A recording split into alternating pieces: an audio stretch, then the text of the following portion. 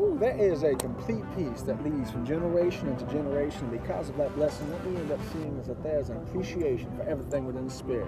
Why it is duality, but also understanding that duality, what we actually see is not only the idea of the messianic prophecy that's shown forth within the Scriptures, but also the idea that we end up seeing within Israel itself.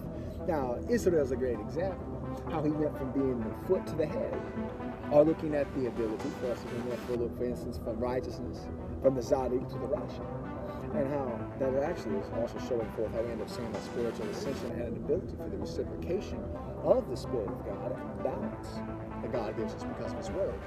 Now it says that fear of the Lord is the beginning of wisdom, but to understand that knowledge, understanding are worth more than gold, so is a good man. We end up building forth these characteristics and having that appreciation because of the reverence for our Father God. That ability and that respect and reverence that cometh forth from Christ with everything. You end up having that foundation, and you also end up having the increase of righteousness and prosperity. And that when there is an equal measure of increase, understand that when James says this, when you encounter various trials and tribulations, count it all joy, because in doing so builds up the perseverance of your faith. You see that equal measure that he ends up giving, and it's like a brother, and peace is given unto you because of that love.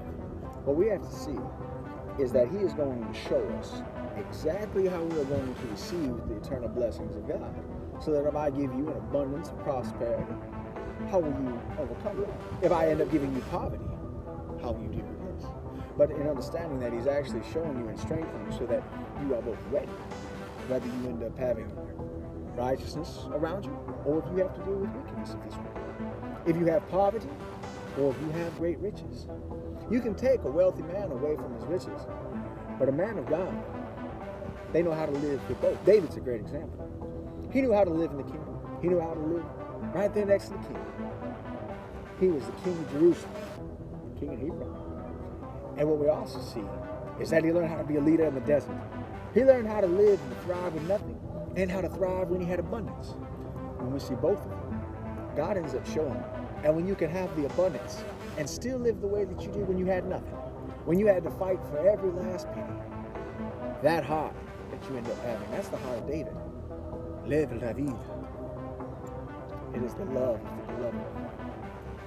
You get that, and you got everything. Build that up every day. Look towards God, and you'll understand the very sweetness that comes forth from the Word of God. I want you to build, keep building. Kingdom, heart, faithfulness, fidelity, it's grace. It is the completeness of His peace, and it's eternal. Build that kingdom in your heart, in your family, in your church, and in all the world. My message is simple. It's really simple. Jesus is living, and when you receive that, you receive the eternal kingdom and the love of our Creator and of our Messiah. God bless. God bless America. And I'll see you.